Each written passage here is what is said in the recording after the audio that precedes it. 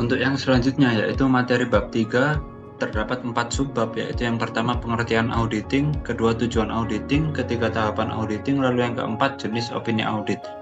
Untuk yang pertama yaitu pengertian auditing secara singkat merupakan suatu ilmu yang digunakan untuk melakukan penelitian terhadap pengendalian internal yang bertujuan memberikan perlindungan.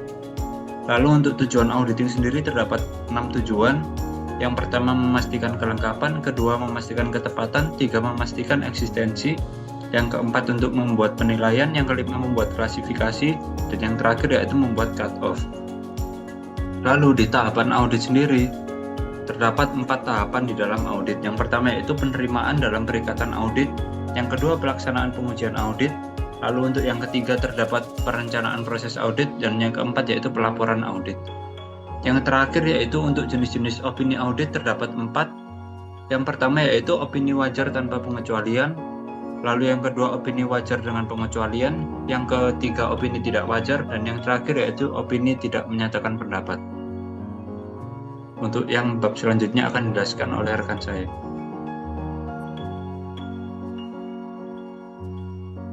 Selanjutnya ada tujuan dan tanggung jawab audit. Jadi saya di sini akan mereview tujuan dan tanggung jawab audit. Nah, tujuan dan tanggung jawab audit yang pertama itu ada tujuan perencanaan auditor dalam penugasan. Jadi tujuannya itu untuk memperoleh bukti audit yang cukup dan tepat. Lalu kedua untuk membantu dan menjaga agar biaya audit itu tetap masuk akal. Lalu menghindari kesalahpahaman dengan klien.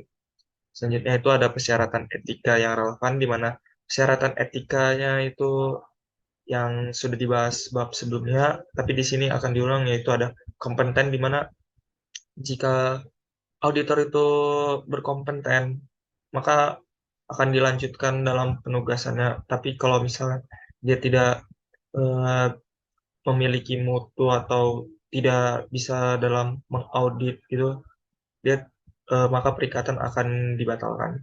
Lalu yang kedua itu independen, ya, di mana independen ya sebelum sudah dibahas banyak ancaman-ancaman dari independen. Ini mungkin salah satu persyaratan etika yang sangat penting. Selanjutnya ada skeptisme profesional, di mana skeptisme profesional ini terdiri dari kendali mutu, faktor risiko keterlibatan, sejauh mana penggunaan eksternal, kemampuan perusahaan untuk tetap berlangsung, integritas manajemen, investigasi klien baru, serta melanjutkan klien. Lalu ada asersi manajemen, di mana asersi manajemen ini merupakan pernyataan yang terkandung di dalam komponen laporan keuangan yang menjadi pertimbangan auditor dalam mencapai tujuan auditnya, serta menjadi dasar untuk menyatakan pendapat auditor tersebut. Selanjutnya itu ada tanggung jawab auditor dan manajemen, di mana tanggung jawab manajemen ini bertanggung jawab untuk menerapkan kebijakan akuntansi yang sehat, membangun dan memelihara pengendalian intern, serta melaksanakan kewajiban mencatat, mengolah, meringkas, dan melaporkan transaksi yang konsisten dalam laporan keuangan. Lalu ada auditor, di mana auditor ini bertanggung jawab untuk mendeteksi, melaporkan kekeliruan dan ketidakberesan, meliputi mendeteksi dan melaporkan adanya suatu tindak kesalahpahaman atau kecurangan. Eh, Kesalahan itu termasuk juga seperti human error, serta tanggung jawab untuk menemukan suatu pelanggaran hukum oleh klien yang meliputi tindakan adanya percobaan kecurangan ataupun kekeliruan, atau bisa dibilang juga human error. Selanjutnya akan dilanjutkan oleh rekan saya.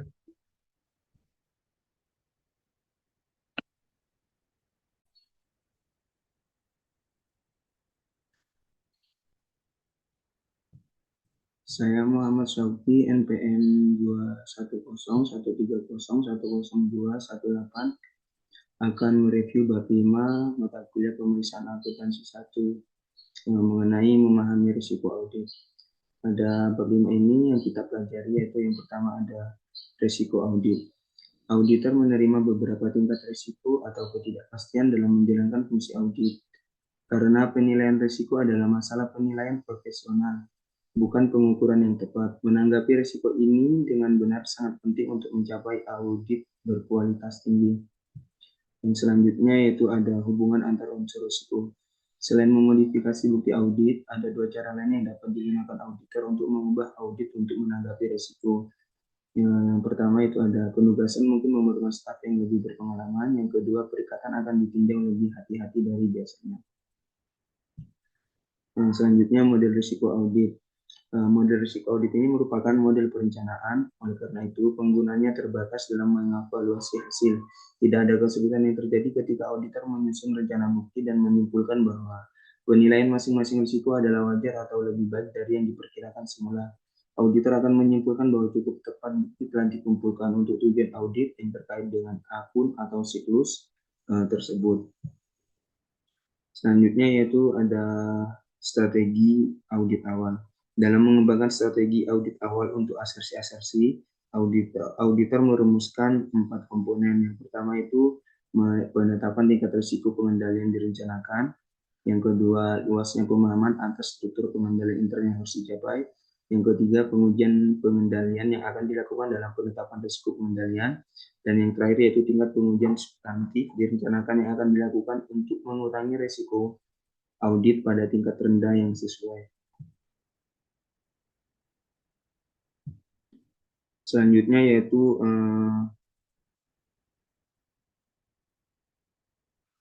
hubungan antara materialitas, risiko audit, dan bukti audit. Konsep materialitas dan risiko dalam audit sangat erat kaitannya dan tidak dapat dipisahkan, karena dalam membuat auditor tidak mungkin melakukan pemeriksaan atas semua transaksi dalam laporan keuangan. Sehingga auditor harus menggunakan konsep materialitas, bahkan konsep risiko audit. Tanggung jawab seorang auditor adalah menentukan tingkat kewajaran atas laporan keuangan dalam proses penentuannya. Auditor tidak terlepas dari pertimbangan materialitas. EFSB mendefinisikan bahwa konsep materialitas sebagai besarnya nilai kesalahan penyajian informasi yang berubah dengan situasi lingkupnya, sehingga mengakibatkan perubahan pertimbangan pihak yang menaruh kepercayaan karena adanya penghapusan atau salah saji yang dilakukan. Risiko audit sendiri merupakan risiko auditor yang mungkin tanpa sengaja telah gagal memberi pendapat secara tepat mengenai laporan keuangan yang mengandung salah saji material. Hubungan antara materialitas, risiko audit, dan bukti audit dapat diilustrasikan seperti jika ingin mempertahankan tingkat materialitas dan mengurangi jumlah bukti audit, maka risiko audit akan meningkat.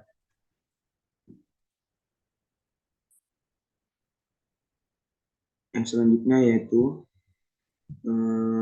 pendekatan substantif. Dan di sini ada 5 poin, yaitu yang pertama, memperoleh pengetahuan yang luas mengenai proses bisnis klien yang relevan dengan asersi. Yang kedua, auditor mengantisipasi bahwa dia dapat memperoleh bukti kompeten dari prosedur analytics untuk mendukung suatu penilaian risiko sedang atau rendah dari bukti tersebut. Yang ketiga, gunakan suatu tingkat risiko pengendalian yang direncanakan untuk dinilai pada tingkat yang tinggi. Yang keempat, rencanakan untuk memperoleh suatu pemahaman minimum mengenai bagian relevan dari pengendalian intern. Yang terakhir yaitu rencanakan pengujian substantif atas transaksi dari saldo yang lebih sempit sebagai akibat dari pengurangan risiko yang diberikan prosedur analitis. Nah, selain itu di bab 5 ini ada juga pendekatan risiko pengendalian rendah, di mana itu yang pertama menggunakan perhitungan tingkat risiko pengendalian direncanakan yang moderat atau rendah. Yang kedua, merencanakan untuk mendapat pemahaman yang mendalam tentang struktur pengendalian intern yang relevan. Yang ketiga, merencanakan untuk melakukan pengujian pengendalian yang ekstensif. Yang terakhir yaitu merencanakan untuk membatasi pengujian substantif berdasarkan tingkat risiko deteksi direncanakan yang dapat diterima yang moderat atau tinggi. Mungkin hanya ini review yang dapat saya sampaikan mengenai materi memahami risiko audit pada bab 5. Kurang lebihnya mohon maaf. Assalamualaikum warahmatullahi wabarakatuh.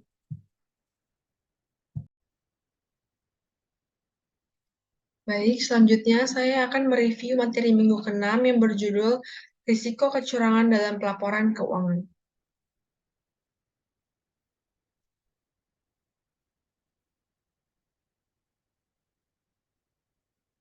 Fraud atau kecurangan memiliki jenis-jenis tertentu. Yang pertama, kecurangan laporan, penyalahgunaan aset, korupsi, dan kecurangan yang berkaitan dengan komputer. Fraud atau kecurangan ini sendiri dapat terjadi karena adanya suatu kondisi, yaitu adanya insentif atau tekanan, adanya peluang, dan sikap atau rasionalisasi. Risiko kecurangan memiliki penilaian yang bersumber sebagai berikut. Komunikasi di antara tim audit, pertanyaan dari manajemen, faktor risiko, prosedur analitis, dan informasi lainnya. Tata kelola perusahaan ini memiliki andil dalam mengurangi risiko kecurangan. Yang pertama, meningkatkan budaya kejujuran dan etika yang tinggi. Yang kedua, tanggung jawab manajemen untuk mengevaluasi risiko kecurangan. Dan yang ketiga, pengawasan komite audit. Selanjutnya yaitu tanggung jawab manajemen, yaitu yang pertama mengidentifikasi dan mencegah adanya fraud, memitigasi risiko penipuan, dan memantau pengendalian internal yang mencegah dan mengidentifikasi fraud. Nah, di sini ada area risiko penipuan. Akun tertentu sangat rentan terhadap manipulasi atau pencurian. Tanda-tanda peringatan penipuan, bahkan ketika auditor dipersenjatai dengan pengetahuan tentang gejala umum kecurangan, kecurangan tetap sangat sulit untuk dideteksi. Yang selanjutnya yaitu tanggung jawab ketika munculnya kecurigaan. Tanggung jawab kecurangan dicurigai ketika auditor menduga bahwa kecurangan mungkin terjadi. Standar audit mengharuskan auditor untuk mendapatkan bukti tambahan untuk menentukan apakah kecurangan material telah terjadi. Nah, yang terakhir ini yaitu pendokumentasian penilaian kecurangan. Pendokumentasian berkaitan dengan pertimbangan auditor atas kesalahan penyajian material karena adanya kecurangan. Yang pertama yaitu keputusan signifikan yang dibuat selama diskusi berlangsung, termasuk bagaimana dan kapan diskusi itu terjadi dan siapa saja yang berpartisipasi. Yang kedua, prosedur yang dilakukan untuk memperoleh informasi yang diperlukan untuk mengidentifikasi dan menilai risiko kecurangan material. Selanjutnya, risiko spesifik kecurangan material yang teridentifikasi pada tingkat laporan keuangan secara keseluruhan dan tingkat asersi serta penjelasan tentang tanggapan auditor terhadap risiko tersebut. Selanjutnya, yaitu alasan yang mendukung kesimpulan. Lalu, hasil dari prosedur yang dilakukan. Lalu, kondisi lain dan hubungan analitis yang menunjukkan bahwa prosedur audit tambahan atau tanggapan lain diperlukan, dan tindakan yang diambil oleh auditor sebagai tanggapan. Nah, yang terakhir yaitu sifat komunikasi tentang kecurangan, yang dilakukan kepada manajemen, audit panitia, atau lainnya. Nah, itu dia. Sekian review materi dari minggu pertama hingga minggu ke-6 yang dapat kelompok kami sampaikan. Apabila terdapat kesalahan ataupun kekurangan, mohon dimaafkan. Selebihnya kami ucapkan terima kasih.